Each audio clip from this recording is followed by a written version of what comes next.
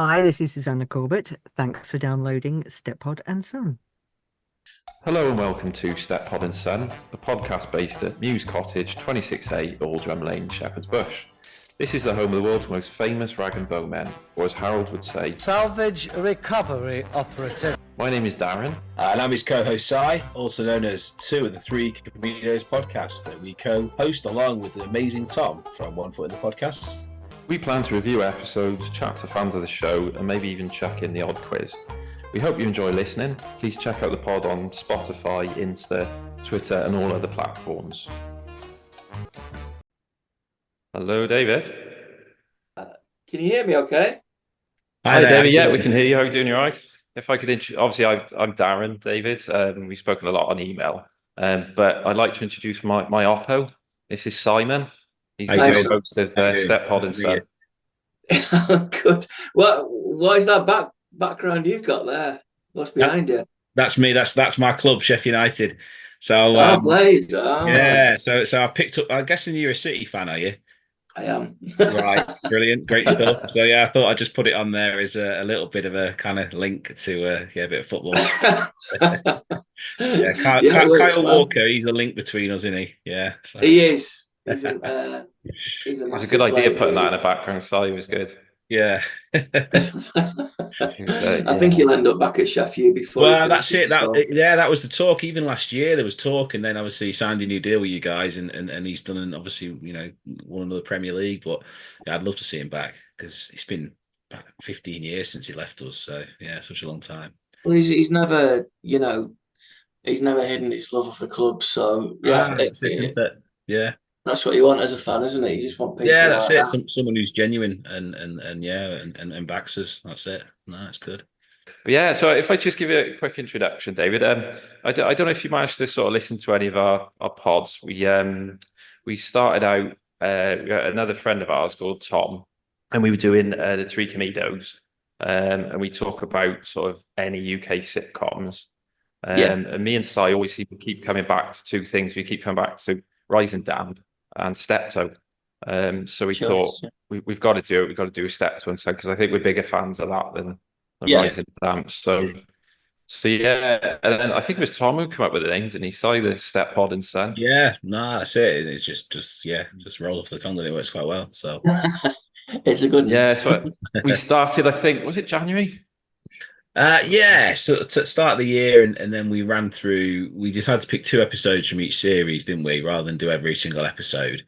Partly because we felt fans, more casual fans, might appreciate the older episodes first or late, rather than waiting ages to get to the later episodes. But then also we love the earlier episodes just as much, don't we? Like we've said, there's so much in those earlier episodes that, there's nothing wrong with series 7 and 8. There's some stellar episodes in series 7.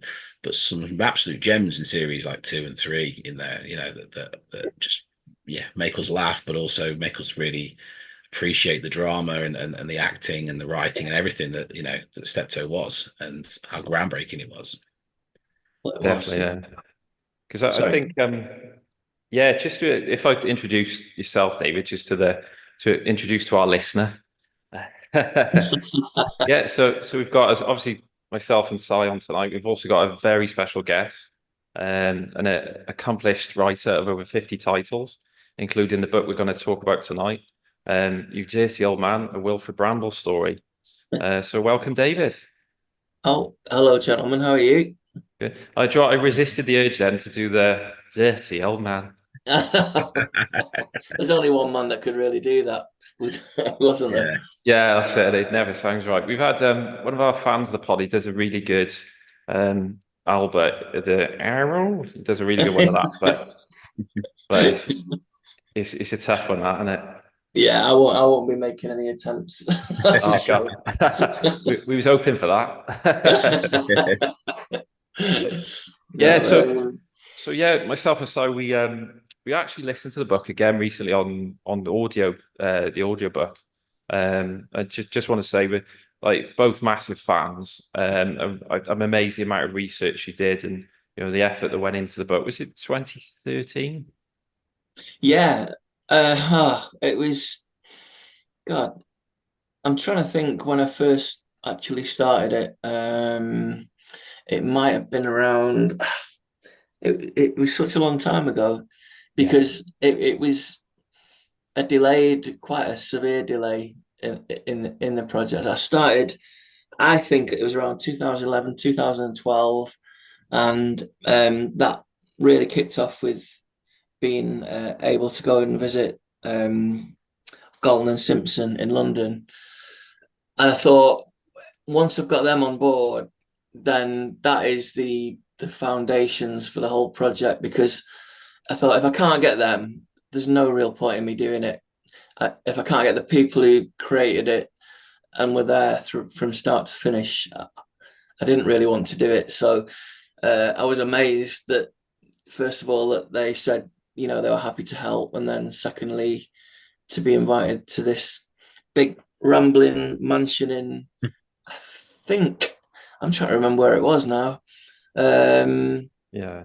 But it I think it overlooked a cemetery. There was a link between the house and something that happened later on, which I've done quite a few books in between, and everything gets a little bit hazy. But yeah, so I mean, without going into too much detail, I think we were going to publish, or look to publish, around 2013, and then some, there was stuff around the Operation U Tree, which I'm sure everyone's aware of. And there's loads of celebrities getting accused or proven that they'd, done some pretty horrible things. And it was really saddening that, Wilfrid's name was dragged into that. And the publisher just said, we're really sorry, but we can't do this book. And I was like, well,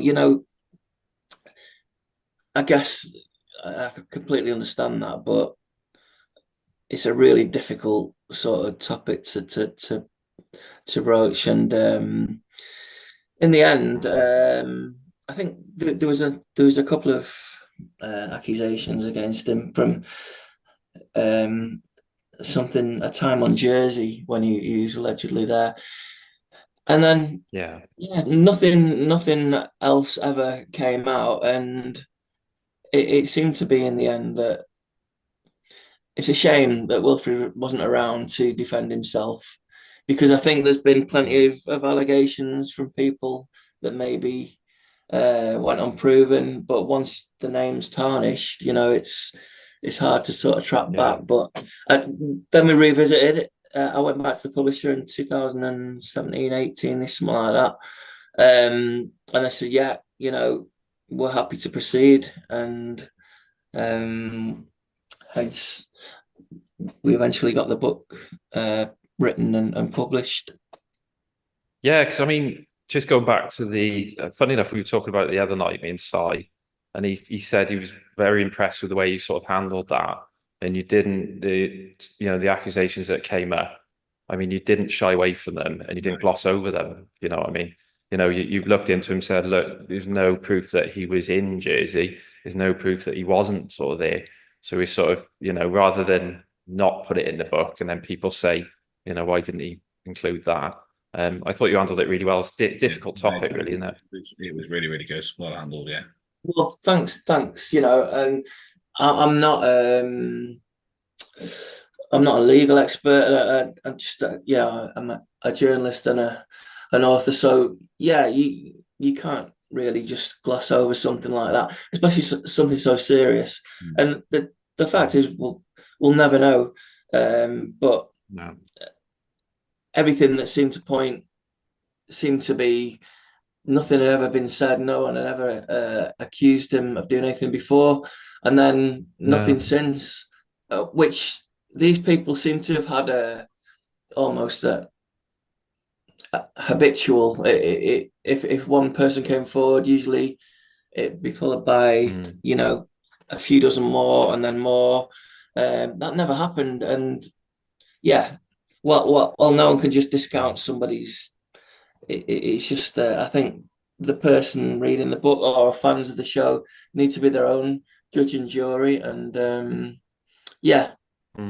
really difficult. So I think if you look at Yeah, no, because we had I don't know if you listened to it. We had Susanna Corbett on the show on Steptod, and then we sort I of believe so. Yeah. what you did well as well in the book, that you included so many different actors that he'd worked with, and their viewpoints, and all of them had said more or less the same thing. He was lovely to work with. He was professional. I think Carolyn Seymour, in the first film they did, she said that he helped her through it. It was a difficult film, for various reasons, but he really sort of helped her through it. But so just come back to what was the reason for writing the book? Was it just purely you were a massive fan, or did you? Well, Was it another um, reason? when I was a kid, I would go to my nana and granddad lived about 5 doors down. And in the evenings, I'd go and watch TV with my granddad. And that was where our love of Laurel and Hardy and Steptoe and Son and Rising Damp, funnily enough, after you saying that before, first started. And the way he used to laugh at it, I mean, I was laughing anyway, but I was also laughing at him laughing at that. And I just had such warm memories of the show. And it's really difficult to find sort of actors that haven't had biographies written about them. There's plenty out there, and rightly so. We've got a great comedy heritage in this country, but the fact that Wilfrid hadn't been done, in fact, it actually started. I wanted to do Harry first, and I Okay. was talking to I think it was his nephew, for about a year, and we finally got towards the part where we're asking permission for Susanna, and she just came back via him saying, "Actually, I'm going to do it myself." So, in a weird way, I'd like to think I was sort of responsible for Yeah. her actually Yeah. coming along and doing it. It might have she's probably thinking about it for a long time, but maybe the thought of somebody else doing it just forced her hand a little bit. And I couldn't argue Yeah. with that. I mean, it's just a daughter. So Yeah. if someone was writing a book about my mum, and I had the chance to do it, I'd want to do it. So and she did a really great job. It's just a shame that, I guess, I would have loved to have done that, and Wilfrid as well. That was my ultimate aim. I didn't want to do one on both of them in one book. So Wilfrid just got pushed to the front with based on Susanna doing one on her dad. And yeah, so it's a love from being a child of the show, and I just always loved. I love both of them, but I love Wilfrid. Yeah. It just, I don't know. There's just, I can't even put it into words, really. I always call my nephew. I always say he reminds me of him. I mean, I don't think he's flattered by that, but he's just got a way of laughing and screwing his face up. But it was just such a brilliant character, and he portrayed it so Yeah. well. And I love the fact that yeah, he sort of stumbles through some episodes later on and stuff, but it just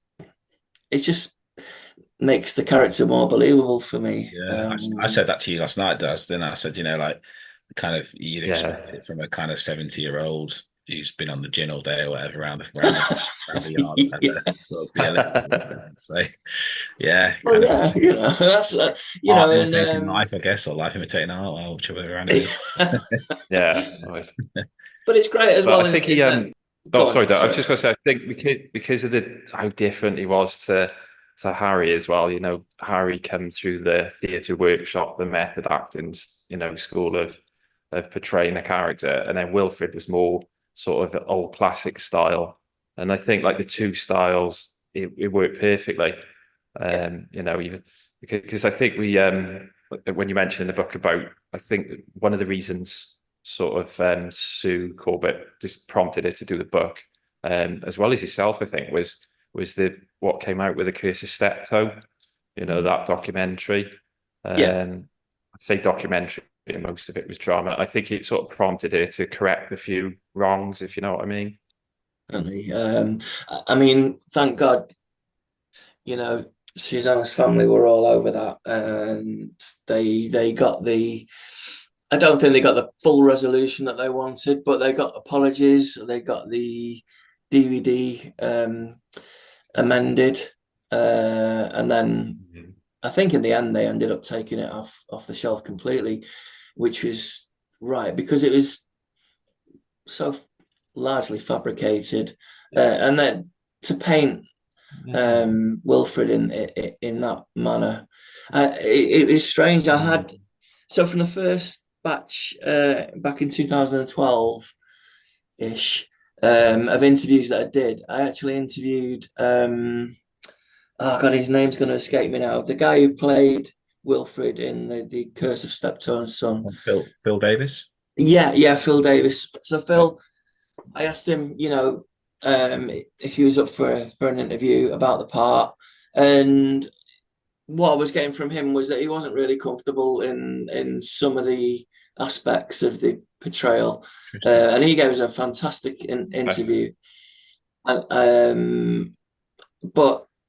I lost it. I had it on a digital voice recorder that I'd left in a drawer for about 4 or 5 years. When I came back to it, the file had corrupted. They couldn't save anything other than the Galton and Simpson interview.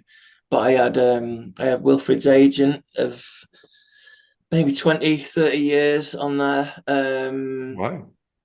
And I also had the lady who's in on the buses that played Olive, Anna Karen. Oh, Anna Karen, So brilliant. I lost, and in fact, it was enough to make me think. Can I sort of do all this again? Do I approach these people again? But because they managed to salvage the Galton and Simpson one, it was great. And then just a couple of years ago, I think my wife was clearing out the garage. This bag dropped, and I remembered that I always used to try and record things twice, and the interview with the agent was on there. Which I always intended to update in maybe a paperback, but for some reason it's on like double speed, and I cannot find an old tape recorder that will do it at like times I don't know, whatever I did it in double speed, and I can't. It sounds like Benny Hill now, and I can't get it off. Such a shame. I'd love to listen to that. Well, there must be. I mean, the device I must have done it on must have had both options, obviously, too.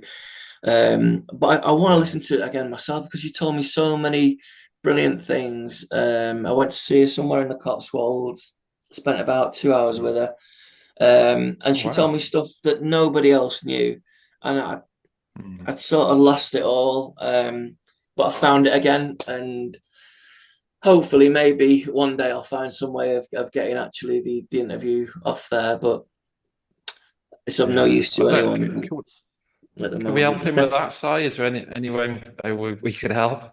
Yeah, I don't know. Not that we're audio experts. Can do it, but it might be at a price, I guess. Yeah. It's just like a C. I think it's like a C60 or C90 cassette.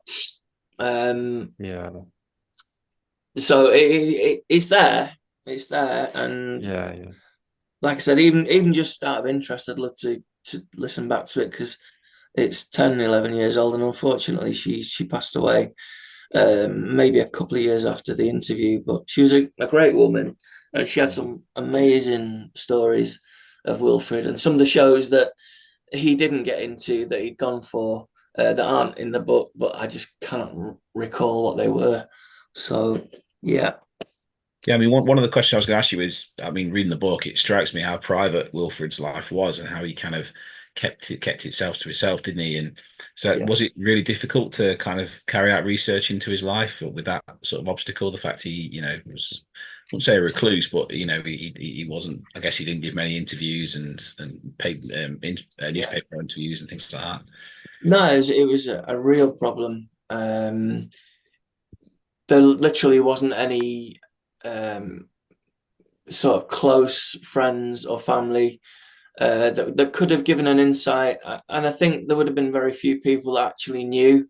There's obviously the gentleman that he lived with, which was obviously his other half, and he was incredibly private as well. I tried to track him down, but it's almost impossible. And if he's gone back to, I think I can't remember where he was. Malaysia. Malaysia. Yeah, if he's gone back home to Malaysia, then there's no chance of being able to get him. But I know that some other people had tried to make contact with him, because I was reading, and I went to the flat where they used to live in Pimlico. Oh, was that in Pimlico? Yeah. And it looked like there was someone living there, but it didn't look like it was what would have been a man of advancing years. So I guess he must have sold that flat maybe, I don't know, maybe 10 years or more ago. I don't know where he went after that, but that's how he wanted it. So fair enough. Yeah, you've got to respect that. It's fascinating how, because I was saying how you always have to picture myself that, I mean, at the height of the Beatles' fame, he was in A Hard Day's Night with them. He was, his starring role in the film. Yeah. I mean, how famous he was crazy, wasn't it? Yeah, and that was interesting.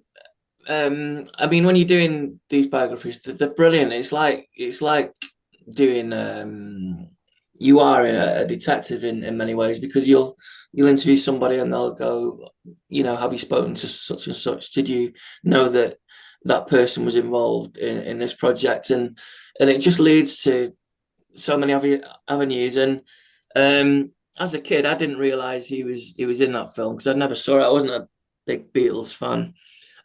But as I started the project, I realized just how big that was, and what a new audience that it opened for Wilfrid, especially in America. And he'd given some wonderful stories. And the lady that I met, and now I'm gonna forget her name, which is terrible, from New York, who was in the show with him, that flopped. Was it Kelly? Yeah, just trying to think. Yeah. And she's fantastic, and she spends half her time now in London. She married a guy who lives just on the Thames.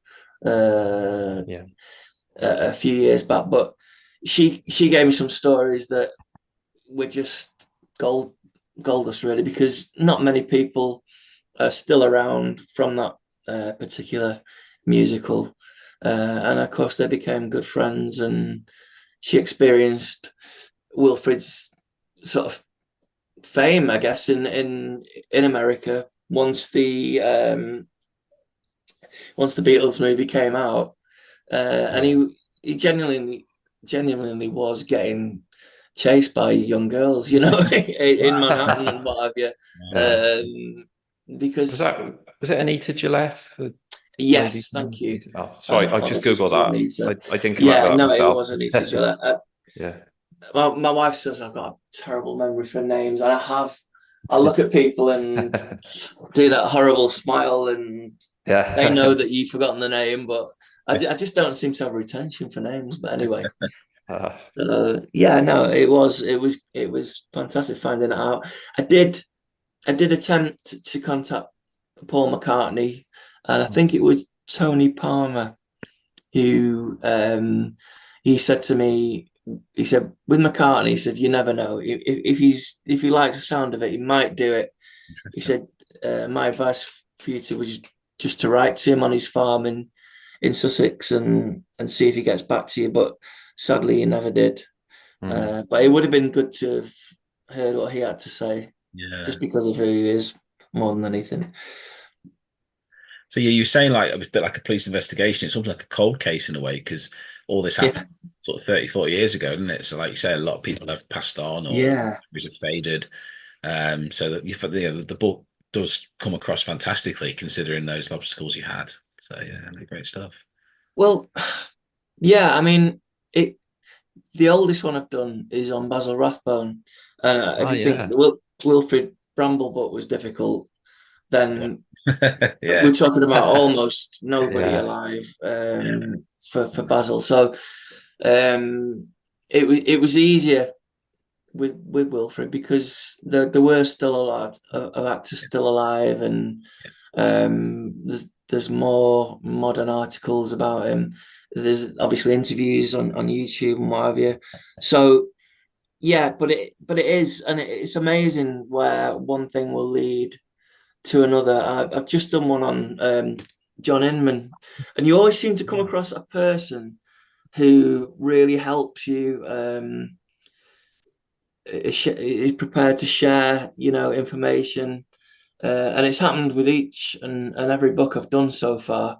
I've just been so lucky to come across a person or persons that are just willing. Maybe they might have liked to have done it themselves, but have accepted that for whatever reason they haven't got the time, but they want that information, those facts to be out there, and are generous enough to share it. So you need one of those people, I'd say, for every book for an actor that's passed on to make it work. So I was lucky. Galton and Simpson were incredible, and they knew plenty of people. It opened a lot of doors for me to do this book. So if you're choosing a living person, obviously you've written a few books on living people. How does that work? Do you approach the person involved, or do you need their permission? I guess if it's to be authorized, you need their permission, don't you? I suppose. Or well, to be honest, most of the ones I've done that are of living people have been professional footballers. Right. Yeah. Yeah. So yeah, and that's easy because it's always by association. Okay. I know them, and I'll ask them. I did Sergio Aguero and David Silva. Nice. Two players, and you have to have that connection as well. Otherwise, I think it'll come through in the writing. If you don't, right, yeah. you like somebody, or you don't have that connection, I think people will find you out when you're reading it and thinking. Right, it can almost come across like you've just glammed up a Wikipedia page and produced it, I suppose. Oh, yeah, so. And there's so many books out there. Bizarrely, so this John Inman, I thought, he was a big star in the UK. Choice, he was I'm looking forward to reading huge. He was huge in America. Was he? I didn't realize how big he was in certain territories. Australia, Australia, they took him out there for being served, didn't they? So yeah, they did, and the Netherlands, bizarrely, loved how being served, and they made him a big star over there. Obviously, the UK and the States, and again, to find people that have that sort of profile and haven't had a book done is fantastic. But I'm not slagging anyone off here. But another guy, about 3 months before I finished this, was contacting a person that runs like a PBS station in America that took how you're being served over there and helped actually introduce that show to the different territories in different states. All have their own like TV channel. And he came back to me and said, "Do you know this guy?" He said he's asking about he's doing some sort of John Inman book. And I went, "I've never heard of him, to be honest." And I wasn't aware that anyone else was doing it. I thought, why are you doing it now? And I've been working on this for 2.5 years. And then he's he's rushed it out. It's on Amazon. With a pretty crappy cover, I've got to say. And yeah, and I really got wound up today because I looked at the Amazon page for the Inman book, and it says his book is obviously directly beneath it, and it says Kindle book coming out 26th of September, which is the date of the Inman book. I thought, you little rat. Yeah. Not only that, you're jumping on the back of all the press that we're doing at the moment, but people will just search John Inman book and they'll come across the first one or buy the first one they come across. But it was actually mine that had the Kindle, I just sort of jumped the gun a little bit. So anyway, it's the first time I've ever come across another book being done on the same person. Oh. And I'm no, it's not actually, because whilst doing Wilfrid's, that old Never Stop came out. I don't know the gentleman who did that, but I purposely did not read it because I thought I think it was, I don't know, it's just a book on Amazon, but I didn't read it because I thought if there's anything in there that he's found out that I don't, and it's in mine, it's like I see it as like theft. So I purposely didn't read it, and I still haven't. It might be better than mine for all I know, but yeah, that actually happened twice now. The last two books, so Crazy. I was going to say, it's amazing, like you say about John Inman, popular in America. I remember watching, do you remember the Louis Theroux Weird Weekends? yeah. I think one of them, Louis with these neo-Nazis, and and he says to Louis, he goes, you know what I like about British people or whatever? And he goes, I like how you're being served. And then he brings up Mrs. Slocum, and it's just what random seeing a neo-Nazi talking about Mrs. Slocum, and then Louis raises, "Oh, what about the John Inman character?" And then he sort of gets a bit homophobic about it. But I just thought that was strange how certain parts of the world. It's like was it Norman Wisdom in Albania? He was like massive in Albania. That's right. Yeah. It's just couldn't make it up, could you? No, it's so weird, isn't it? Like, what do they make of that? And it's a shame, really, that I think it was just too British, Steptoe and Son, to make inroads in the States, and of course they made their own version of it, which Sanford and Son. And you just couldn't recreate it. You'd have to. There's too many things that are unique to our shows, and those two actors and the writers that meant I think it could only ever be a success with them playing those characters. Because I think it's the class system. I mean, with Galton and Simpson, I think we read and we saw about they went out to America, and I think they were sat next to a pool for about 3 weeks just waiting for something to happen, and they just got fed up with it. And I think they did a pilot, and then 6 years went by, and then they come out with instead of having the class system, they used the race system instead, the racial aspect rather than rag and bone men. Because I mean, like you said, it works as British, really, doesn't it? Not as any other sort of nation. No, it doesn't. And in fact, just sort of brush in there on something you said, and that's another thing that I always loved about Steptoe and Son is that that they can show them. They're one of the few shows from the 60s and 70s that they can show on TV without a warning saying, this was from a different era. Comedy may not be. It's still got that just you'd call it wholesome. I don't know what you call it, but very British humour. But it isn't. It isn't racist, and there isn't many from that era that aren't or don't have connotations, or it just seems they just seem to keep any racial issues, or I don't know. Would you say any of it is sexist? I don't know. I know what Wilfrid's character was like. But it's well handled, isn't it? Because if the old man's sort of getting a bit lecherous, then he gets brought down, doesn't he? And then vice versa, Harold gets a bit kind of carried away sometimes, doesn't he? And then he's calls him a dirty devil. So they are in check, aren't they? A fair amount. So. But I always love the fact that like the old man, he always does all right with it. He's a great wingman, isn't he? Oh yeah, he does, doesn't he? Yeah, he does well with the ladies. The charm of him, it's brilliant. Yeah, but it's like we're hoping to get Madeline Smith on the pod, who played the model in Back in Fashion. So yeah, hopefully if we can get her on, it'd be great. But like you're saying, it's difficult trying to research and get actors on that were in it and sort of still alive. It's tough, but it is. But I think a lot of them might have, or some of them might have drifted out of the public eye. And I think they quite like the fact that people are still seeking them out, that they've got fans out there and appreciate what they did. So I think if you can get close to her, I'm sure she'd be more than happy to. I can't speak for her, but I would imagine that, why wouldn't you really relive that sort of Yeah, being part of one of the best sitcoms we've ever produced. definitely. I mean, you picked as your favorite episode, The Desperate Hours. I Yeah, mean, fantastic choice. thank you. You know, Well, Leonard Rossiter. yeah, you've got so many to choose from, but that's the one that I don't know.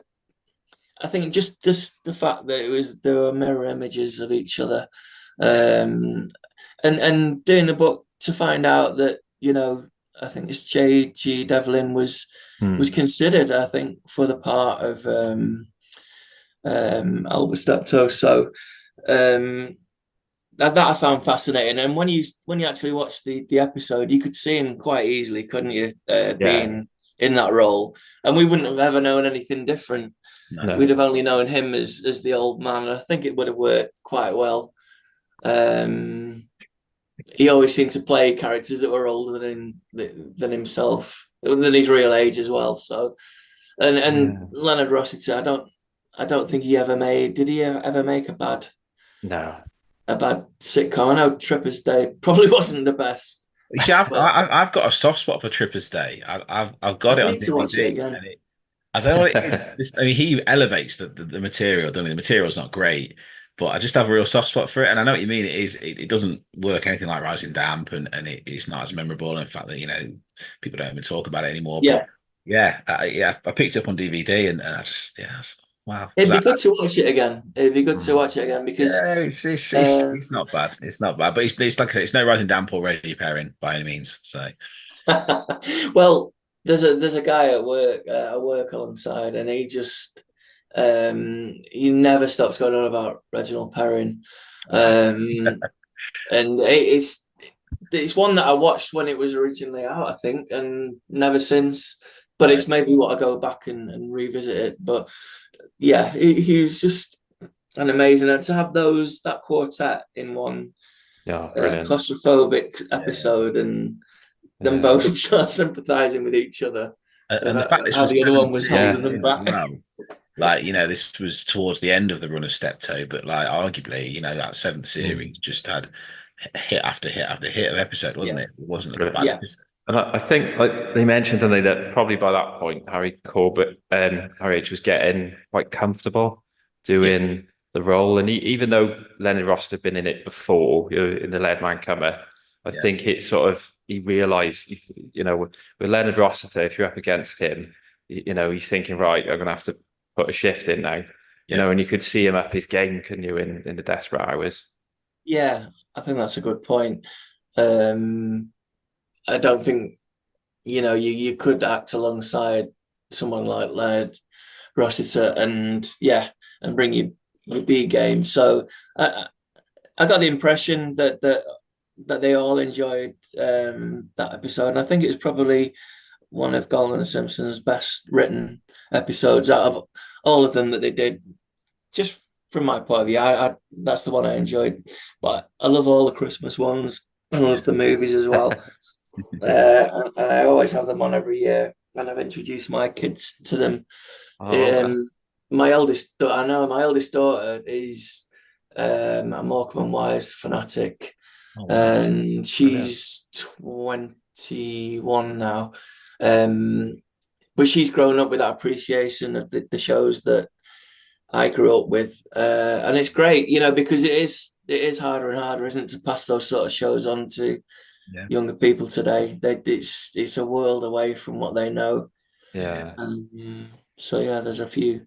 Well, that's how I got into Steptoe, through my dad. I remember watching odd episodes and watching the film, and then we'd watch the Christmas ones, and I just started collecting the DVDs and what have you, and that was it. So I'll probably become more of a fan than he is now. He likes it, but I'm a fanatic of it now. It's you just learn these things. You sit and watch as a family in the days of 5 channels. That was it, wasn't it? I think that's the thing now, isn't it? It's so much.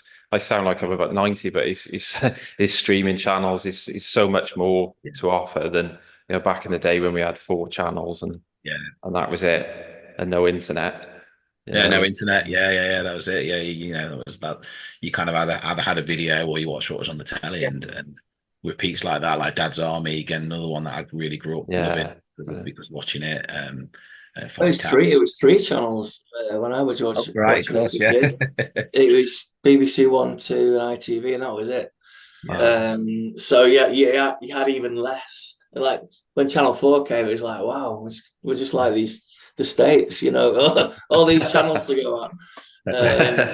And then Channel 5 came along, and then you realise actually it's probably better when we had just 3 channels. I remember Channel 5 coming along. Speaking of ITV, we're both glad that you mentioned the holiday on the buses in the book, because obviously that, and we were thinking about this, actually technically that was a sort of rival to Steptoe, because I guess they were on around the same time in the early 70s, and to have him appear while Steptoe was still on in that film, but it's a little bit unusual for audience, to kind of see. It was great though, I think, as well, because it gave him a chance to show, that he's sort of range of acting, because when I watch that film, I don't think, there's old man Steptoe. I just think of him as that, frisky little Irishman, which I think, I think he really enjoyed playing that. I think that's probably why he took it as well. And Anna Karen spoke really highly of him. She really enjoyed working with him. And that was another show as a kid that I loved. London buses, I used to have them as toys and stuff. So to see that on the double deckers, you'll have to look that one up. That's a kids show that was all set around buses. All right. But again, the guy I work with, he's more my age. He says, if on the buses is on TV, he'll always try and catch it. And the humour's desperately dated, but it's just fun, It's fun, isn't it? It's just funny. It's funny situations, and it's like kind of like the everyday man against the boss of Blakey and stuff like that. Tensions with living at home, and it just translates, and again, one of those I will show my kids when they're a bit older, because it's fun, I think. We reviewed reviewed it recently, didn't we, Si? And we love it. We love Holiday on the Bus. But Si sort of got me to rewatch the series, and it's just brilliant. I mean, obviously dated and of a different time, but it's just brilliant. And I always forget his name, but who's it that plays Blakey? Not Stephen Lewis. That's it. Yeah, there's a link there with Harry H. Corbett, because obviously Stephen Lewis came from the Joan Littlewood's theatre workshop as well, so they brought that stuff back. So I was going to say that, David, was it you interviewed Joan as well, didn't you? Joan Littlewood? Did I read that? No, right? I don't think so. I must have read that wrong. I made that up. I don't think so. You have to put that in a book. Re-edit it. Cut that out, Daz. I don't. I'd have to. I have to look at that again. I'm pretty sure I didn't speak to her. Whether or not I got something sort of secondhand on that, I don't know. But what was then that again? Like, interviewing with Galton and Simpson, what was it like? I suppose just sitting in front of them and asking them questions about Steptoe. I mean, well, it was just a privilege, to have 2 Britain's greatest ever comedy writers, and just have their attention because they knew the reasons I wanted to do the book on Wilfrid were not anything along the lines. And one of the things I was really keen as a fan was to show that The Curse of Steptoe was just rubbish. It was badly written, and it was sensationalistic, and it was just everything bad about what would you call them? drama docs, or I don't even know what you call them, if it's got a label. So they knew that I wanted to portray a genuine story about Wilfrid, not something that some scriptwriter dreamed up. And so they were more than happy to give their opinion, which they did. And, you know, they called him like a drunken old sod and stuff like that. But they also, you know, appreciated what he was for that show, and he was 50% of its success. And but yeah, to be in, like I said, I don't even know who it was who owned that mansion, but it was a massive Victorian house, rooms that were just filled with all sorts of stuff. And I didn't know at the time, but the lady who was who'd arranged for the interview to happen, I think had actually married Alan some years earlier. But it wasn't really sort of publicized that much, I don't think. So she was actually his wife at the time. And yeah, they were just, and they were so good. They just bounced off each other. One would finish the other one's sentence. And you could see that they'd spent probably 40 or 50 years in each other's company, but were still really close friends as well. And I just found that really sweet, and as you'd want it as a fan, really. You know, absolutely. They were just lovely, two lovely men. That's a happy ending rather than, you know, the alternative. Did you did they have any sort of memorabilia? Because me and Si are always fascinated by this stuff in the background on Steptoe, and I think that the beer is in a museum somewhere in London. I'd love to know where all that stuff went. No, I didn't really get any. I got one. I think I got in touch with Wilfrid's nephew in Ireland, and that was a job and a half. I advertised in the Irish Independent, I think, for if there was any known Bramballs still in Ireland, and it came up with. It actually led me to Wilfrid's nephew, and I was speaking to him and his wife for quite some time, and they provided some really interesting backstories that I would never have found anywhere else. And they sent me some great pictures of Wilfrid, and that was about it as regards memorabilia. I didn't get anything else, but I've never really done that on any of the books. If I've ever got anything, it'll be like some maybe magazine where a rare interview might have been in, or but not props, things like that. It'd be amazing to have some of the things. Oh, because I think was the beer in Rising Damp as well, Si? Well, I think it is, but I mean, it could just be another similar prop, but it does look very much like it, doesn't it? Yeah. It's a nice thought. It's a nice thought, yeah. I just think it's just, we always like laugh at how, you know, it's portrayed as a junkyard, whereas now that'd be worth a fortune.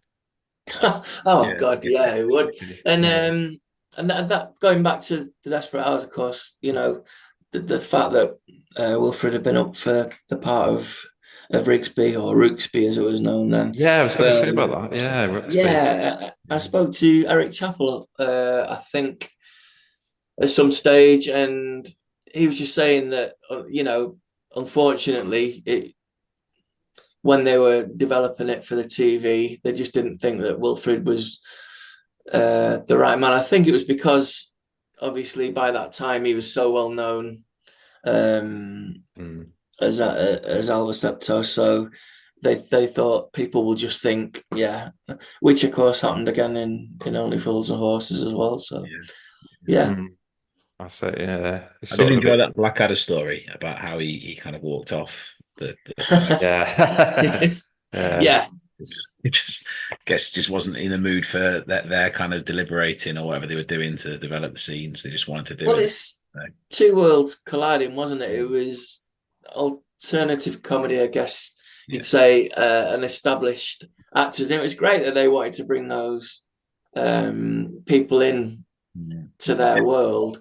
But I think it was John Lloyd gave me that story, and he was desperately sad that they felt that they'd been messing about too much, bouncing back off each other, maybe got a little bit self-indulgent, and they forgot that they got these terrific actors who weren't used to working like that. No. They were used to coming in, saying their lines, and going home. And I love the fact that Wilfrid was just like, well, that's not me, and I'm off. Yeah, no, that's fair enough, isn't it? It's good, fair play to him.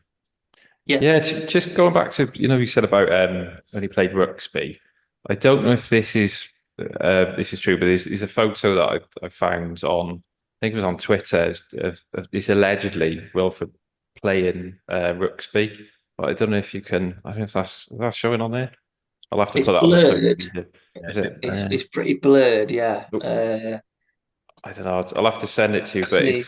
it's sort of a grainy black and white photo of Wilfrid, and he sort of does look a bit Rigsby-esque. But I don't know if that's yeah. I don't think I came across any images from the show, which is a shame, because it would have been interesting to have seen how he'd. But he could never imagine anyone but Leonard Rossiter playing that role anyway, could he really? No, definitely not. I mean, like thinking about sort of one of the questions we had as well was if Wilf was alive now, do you think he could sort of take on TV roles or film roles? Because when we were talking to Sue Corbett, I sort of had this idea about if Harry was still around now, I could really see him in things like, exposed with Harry Potter or Star Wars, or, because you've got like, you had like Christopher Lee, older actors that sort of had resurgence later in life. I could see Harry doing something like that, and sort of succeeding. Do you think Wilf would be in anything now? I think what was his final role, wasn't it, in the 3-part, oh gosh, again a name escapes me, the Death and Death and Disfiguration. Yes, yeah.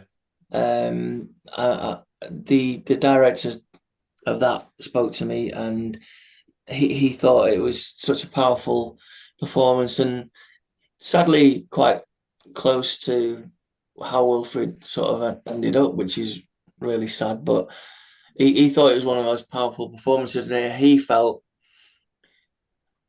had that been had a bigger audience, it would have really shocked people that he could play roles like that. And yeah, I think there definitely would have been openings for him. I can't think what really, where he might have turned up, because there's no doubt about it. Like Harry, they were just thought of as Steptoe and Son, and it must have been a bit like a straitjacket for them. And it's really, but Wilfrid seemed to enjoy, because he did so many other things. He never seemed to let that be an issue. He'd always find work on stage, bit parts in film. I just think he enjoyed acting. He really enjoyed his craft, and I don't think he didn't have those aspirations maybe that Harry did when he was younger. And of course, probably being dubbed the British Brando is the worst thing that could have happened to him. Yeah. In many ways, because I guess he must have always been thinking, when's that going to happen for me? And it didn't. Yeah. That's a bit of a horrible sort of moniker to give someone, really, and it's a lot to live up to, and it is. But, yeah, it is. But his legacy of work, which goes beyond obviously Steptoe, but just the fact that he was part of something that was, captivated millions of people for a dozen years or more, and was so loved.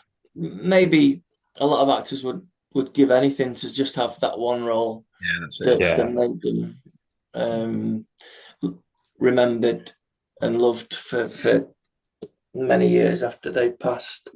What came across really strong in the book as well, I was really pleased about, because I'd already made my mind up anyway, was that this whole idea that their relationship was strained was just nonsense, really, wasn't it? The fact that they worked together well after when they didn't have to be working together, and why, you know, as you say, why would they be doing that if there was this hatred between them? And I think that was all just whipped up, and that was definitely a narrative that I think the press in particular wanted to drive, because it made for good stories, you know, that they hated each other. Yeah. The fact that in the show, they loved each other, but they hated each other as well. Yeah. And it just added that little extra, you know, how do they manage to play these roles when they despise each other? And everything I was finding out when I was doing my research was suggesting, no, that wasn't true. And like any actors that are working closely together, especially just what is pretty much a two-man show.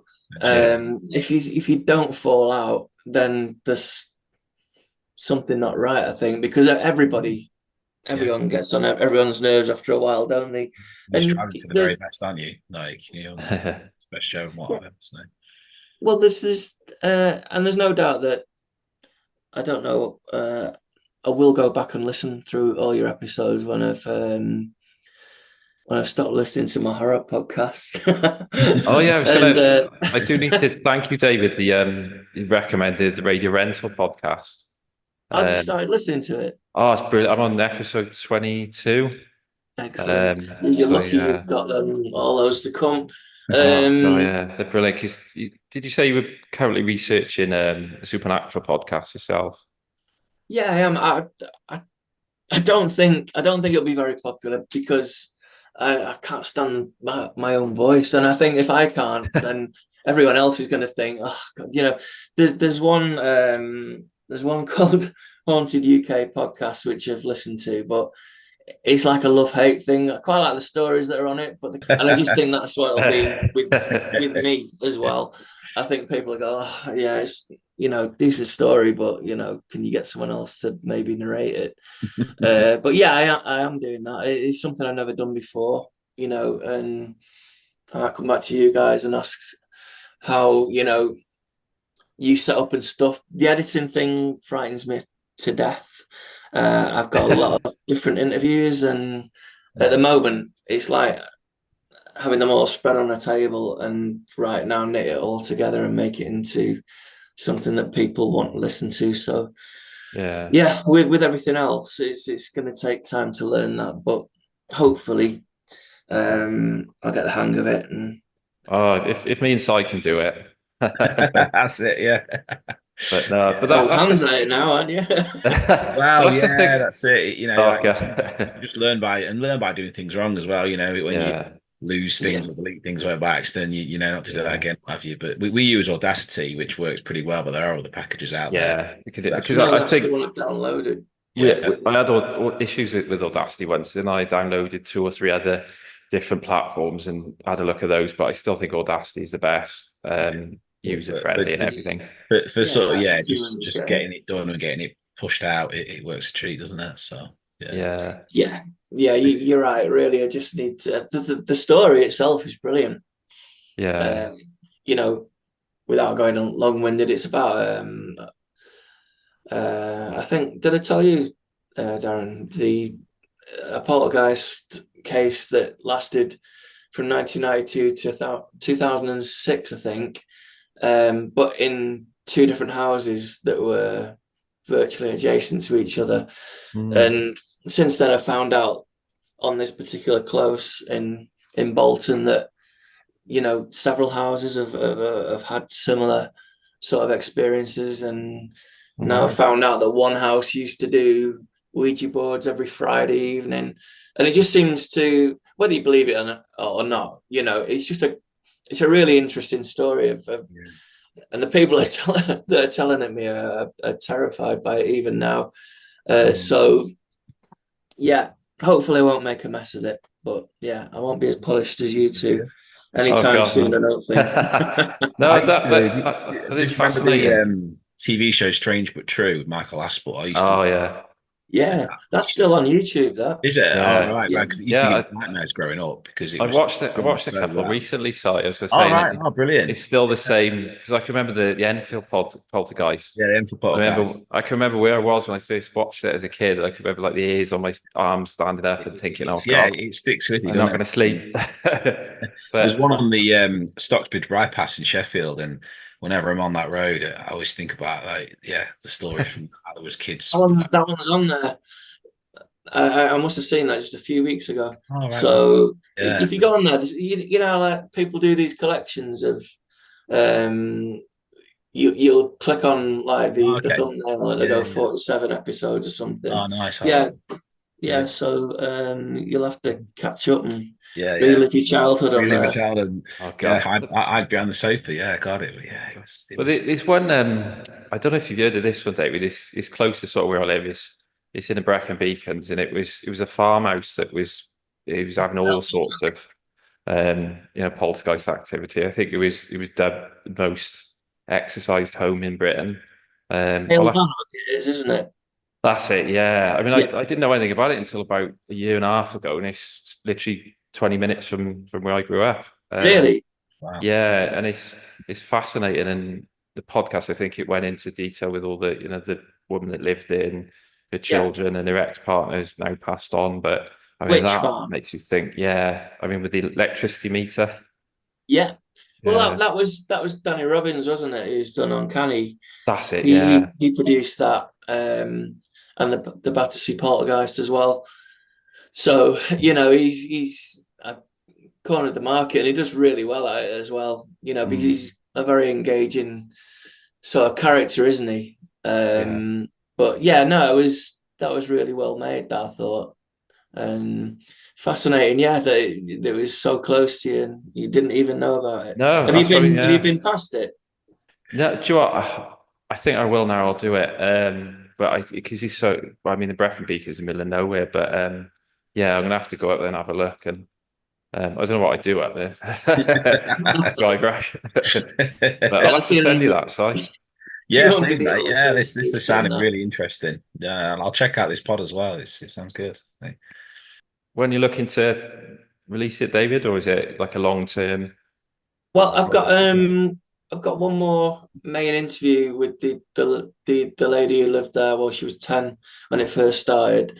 Once that's done, I've got, and it is going along the uncanny route really, and of having people who know what they're talking about. I've got a couple of parapsychologists from Manchester University who've agreed to be part of it, just to give it that other, so people don't think, oh God, The balance. so you believe everything that you're told. It's just nice to hear other opinions of what some of the things might have been. I don't know how. Well, I do know how. I know. Do you know the Manchester band Doves? Have you ever heard of them? Oh, Debs, yeah. Yeah. So Yeah. Andy has, well, he given me 4 potential themes for it. 2 are really good. So I'll have that as a theme, and so I've got some interesting people around me. It's just probably me that'll let it down, I think. We'll see. That's good with Debs involved. I mean, brilliant band. Yeah, they're all City fans, so I got to know them over the years in various interviews and stuff. Yeah. I got Jimmy to dedicate a song to my son when he was about 8 at a concert. So but I love the band anyway. So if it turns out that they do end up doing the theme, I'll email you a couple of them later. You can see. Oh, brilliant! Yeah, that'd be if amazing. you get that vibe, because Yeah. I need other opinions as to one of them. I mean, these are some of the ones they've sent me are ones that they've done, have had in their like archive but never used before, but they thought might work. So Yeah. a couple of them are not any use at all, but there's 2 In fact, I won't tell you what they are, and then you can tell me your opinion and let me know if you think Okay. which ones you think might work. And then if you're going the same route I am, then I think I'll go back and say, yeah. Yeah. I'm no expert on music. So just linking comedy to Manchester City. Craig Cash is a big City fan, isn't he? Have Yes. you had any conversations with him or? I haven't actually. I think there was a couple of years ago I was doing something for the club magazine, Right. and at that time I think he was. I don't think he directly came back going, "Oh no, I can't do it." I Right. just, for whatever reason, but yeah, I need to investigate that again and try and get him, because he's been responsible for a lot of brilliant British comedy as well. So Oh, absolutely. I mean, we're huge Royal Family fans, aren't we, Daz? Oh yeah, definitely. Early doors. Was it the 26th yeah, anniversary the other day? early doors. Yeah. I'm not sure actually. The early doors. John. Oh, there you go. Another name that escapes me. The lead Guy plays actor Ken. in it. Huh? The guy who plays Ken, the landlord. Yeah, he's a big City fan as well. Oh, is So he? Oh, yeah, right, nice. Ah. Oh, we were I have talking about him interviewed the other day, Daz, him. weren't we? Because I said I used to Yeah. work at Halfords years ago, and he popped up in a training video for Halfords when I worked there, like an angry, irate customer. Yeah. Yeah, Larry Partridge. and Don't we get me also started listen on to. Partridge. Speaking of podcasts, we've listened to Chatterbix, which is Joe Wilkinson and David Earl, and they've Yeah. had Craig Cash on and talking about City. And he gives some really good stories about, like, going to watch City and getting drunk, and then just some really, really funny events that happened at the Etihad and what have you. So yeah, Joe did us an interview for the 25th anniversary of the Gillingham playoff Oh wow, nice. final. Oh, brilliant. And he was such a top, ordinary, nice man. That's why I love that pod, because Comes across a bit in Chatterbix. Yeah. He's honestly, if you get a chance to speak to him, what I would love to. Genuinely nice guy. Talking to Joe Wilkinson, that'd be. I mean, I loved him. We sort of, first encountered him on Cats Does Countdown, and then it's just his deadpan style. But then you dig a bit deeper, and he's obviously like just a normal guy, isn't he? But yeah, so. Yeah, he is. If you ever get a chance to see I didn't watch it, but my wife watched Afterlife with the Ricky Gervais. I don't know what you call it. I suppose it's a comedy drama, but there's just one scene where Joe plays the postman in it. That I won't bore you with it, but I think he just goes upstairs. He says, "Can I use your bathroom?" And waiting for him downstairs. He goes up and he's in his bath. So. That only certain actors could probably pull off, I think. It's the one that the one that gets me is on Katz's Countdown, is the poem about when he goes into public lavatories. Oh, yeah. And they all just crack up, don't they? And he can't get through the poem, and you see Sean. Was lovely, that one. Sean asks him to stop. He just goes, "Please stop." And anyone who makes him laugh like that, or made him laugh like that, it's just brilliant. Oh God, but no, he's excellent. Well, not wanting to hijack it with football too much, but are you obviously you've been a City fan for quite a long time, I guess, and do you kind of see that takeover as a huge turning point, or was it just like business as usual, and obviously now winning trophies? Because I guess it is a fairy tale, like going from what City kind of were in the 90s and 2000s to what they've become now. What's your thoughts on it as a City fan?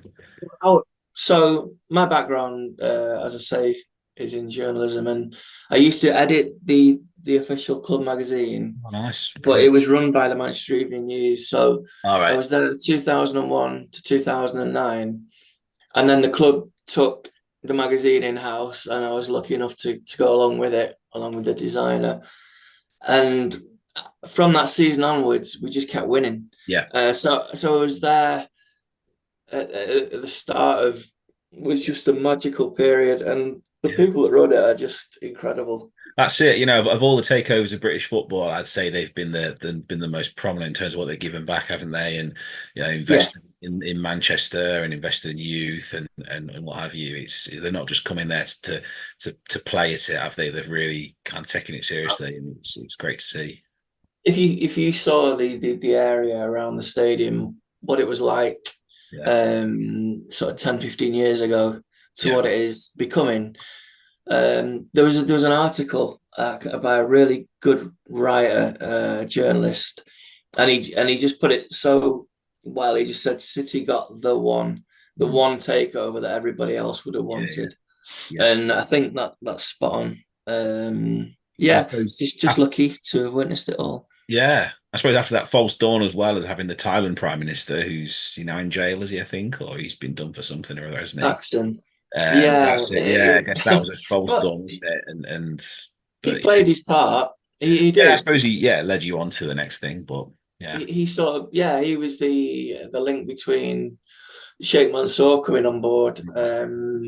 So and it did briefly lift us yeah, to a different level, yeah. that made us more attractive, and it brought us Sven for 1 year as well, which That's it. Yeah, we're forever grateful for. to go from Stuart Pearce to no disrespect to Stuart Pearce, but from that to so I remember, didn't he have a run of like he didn't win a game at home for about 9 months as City manager or something? I did a I did a we have like these feature reads on our website, All right, long reads or what have you, or what do they describe them? It's anyway. It's a lengthier sort of piece of writing, and I did one called 971 on right, Stuart Pearce, or 981, right. and that was the amount of minutes that we went without scoring a Oh, goal at home. that was it, scoring a goal. That was it. Yeah, yeah, yeah. Yeah, Wow. I think it was 10. We scored 10 goals at home all season.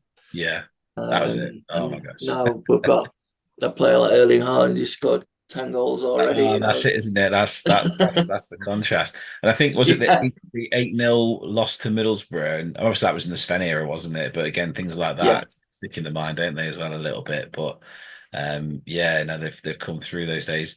And I suppose brave moves as well. Sacking Hughes and bringing Mancini in, and yeah, that's the next level, isn't it? And then obviously stepping on and getting Pep. I mean, what does the future look like? Pep-less, do you think? Do you think it will, there'll be I don't think any of us will. I think I'll have a future without Pep in charge. We just hope he'll just keep going for years and That's years. it. Yeah, build a dynasty there, really. Yeah, that's it. That's it. I mean, there's few better in the world, isn't there, at the minute than him? So, Yeah, we've been so lucky. but yeah, sorry, Darren, you're looking very, very drawn there, mate. Sorry, I think what he's trying to say, David, is can you get him free tickets? Do the best.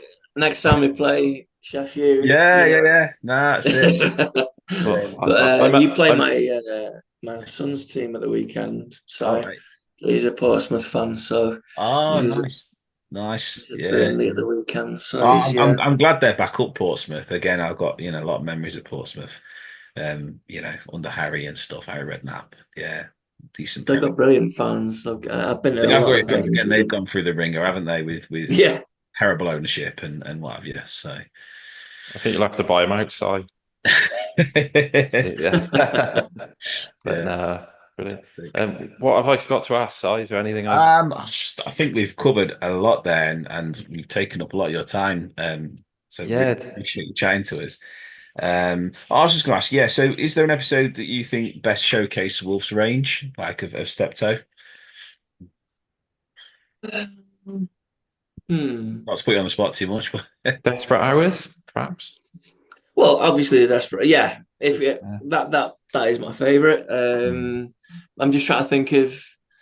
I'm trying to think of the episode where he dressed up. Did he dress up as his mother or?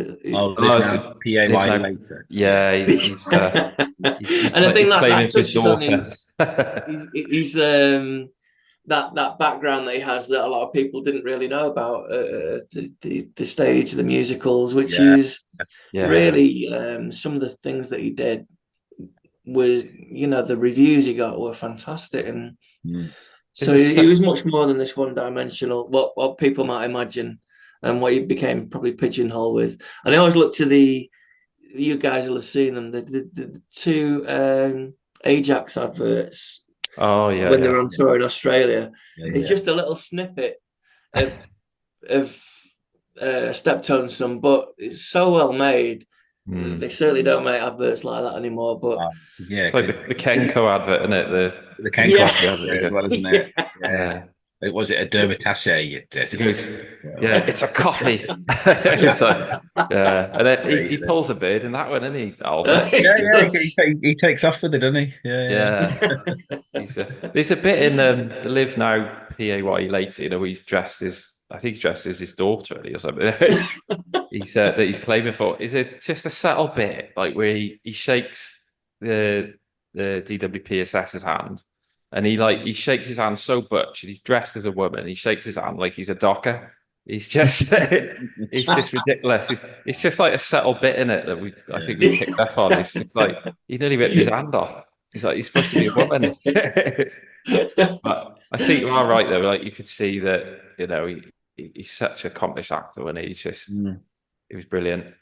I really Yeah, enjoy it his was. monologue in the party in the first Christmas special, where he's carries it for about 2 or 3 minutes, and he's just sort of going through it. But again, there's still quite a lot of pathos there, and quite a lot of. And that's another question I had was, did you think that his upbringing was an interesting parallel with Steptoe, in the sense that he was without his mum at home for quite a period of time, which is a bit like Harold was, and I think, do you think that influenced him, and you could empathise with his character, or? I don't know, but it sort of remind me of that. The one thing that I put to a few people, and some didn't really sort of get it or think it was true, but I often thought, given that Wilfrid was obviously, he was married, and what he thought was his child was actually the lodgers. Such a painful experience of thinking he was going to be, or he was a father. I think for 18 months, he must have treated that child like his own. And to find out it wasn't his, of course, that just broke him. But I always felt, what if, Harry didn't really have a father figure, and a warm father figure. And I always wondered, were they each filling a gap in each other's life? Maybe on set, certainly not off it. But I just wonder, and we'll never be able to ask either of them, but they clearly were comfortable in each other's company, despite what everybody said, and I think that, did Susanna have videos of Wilfrid at a zoo in Australia when they were supposed to be at each other's throats, having a day out with the family? And why would you do that with someone you hate? You wouldn't, would you? You would. I mean, she did say. I mean, hopefully that this myth is completely he burst with your book and what Susanna Corbett said. But she said they plan to do another Australia tour. But obviously Harry died. Now, if there was this rift and they hated each other, you wouldn't go, halfway around the world and do another 12 months tour with them, would you? They didn't need the money, so they must have got on. Yeah, I think they did. And like I said, like every close relationship, you have your ups and downs and differences and what have you. But I think it might be saying too strong, but I think deep down they probably, if they didn't love each other, I think they had a very healthy respect for each other, and I think they were quite fond of one another. And they were probably closer to the characters than they realised in how they thought of each other. And I think, clearly one couldn't operate without the other, which is, Well said. Well, there's a parallel I've picked up with. I'm a huge fan of Penn and Teller, the American magicians, and they've come out on record and said that out of our stage work, we don't see each other. Like we're different people. We don't socialize. We come together. We work really well, and that's how it works. So I like to think that's what Harry and Wolf are like. That they're very different people, didn't need to socialize necessarily, but got on when they worked together. So, I think Penn and Teller have proved that can happen. You can have success, you can have, a long-lived relationship without there being any backstory or any secret to it. So yeah, I think evidence probably suggests that's probably quite true. That. Brilliant. Is that everything, Si? yeah, I think so. Amazing. Yeah, I think. When's the John Inman book out, David? 26th, whatever that is. What we on 23rd now, so 24th, 25th, Yeah. Thursday. It'll be out on Thursday. I mean, I don't know how it'll do. I don't know if hopefully it'll do all right. How long is it taking you to write that one, out of interest? I'd say about 2 years. Okay. I tend to do a lot of different projects going on in the background. So it's rare that I would just sit down and focus on just one thing for X amount of months. I've got to put one of our daughters through university, so right. I tend to take up a lot of different things, a lot of different sports books when they come along. I don't really ever say no to anything. So yeah. Just that the logistical thing you did at the start, you might put a paperback out. How does that work? Do you go to the publisher and say, I've got a new bit to put in it, and they'll publish a paperback for you? They generally, before they do a reprint, if they do a reprint, they'll come and just say, is there any updates, corrections you want to put in? And then it's I did say that I found this tape and I was planning on integrating it, and other things took over, and I just couldn't find that way of finding out actually what's on the tape. But I do still have it, which is the good thing. Yeah. So maybe further down the line that I don't think people would go out and buy it based on that, but it'd just be nice to just give it a bit more of a fuller story, which he deserved. No, you have to send us a link, David. I'll get that. I think it'd be quite fascinating, because imagine the people he worked with over the years. Be really interesting. Yeah, like I said, when I figure out how to get those words off, they'll need to live somewhere, because it'd be just a waste of a really good interview. Not my interview techniques, just the thing that she had to say. Unfortunately been lost forever, unless I can find and there will be one out there, because I taped it on that, so it's just finding out what it is. Joan Reddin was her name, the agent. I've actually remembered her name. Reddin, that's it. Yeah. I think that's why I got confused with Joan Littlewood. Right. Yeah. I'm glad I didn't say I did do Joan Littlewood. You could have blagged that. No, someone will find you out. So you have to be as honest as you can. Oh, brilliant. I think you've been very generous with your time, David. I've really enjoyed this. We'll have to get you on again. We'll have to come on, perhaps review an episode with us, if you put up with us again. Yeah. Well, if I bored everyone to death, I'll be more than happy to. I'll get up the Brecon Beacons, and I'll send you a picture of that farmhouse if I can get near it. Yeah. Well, and I'll send you these gov tracks. You can give me your opinions on that. Amazing. Anything else you want to add, Si? Or no. So thank you ever so much, and great to chat to a fellow football fan who clearly loves his club as much as I love my club. And it's very, very different expectations for us both. But it's nice to see you're not a hater.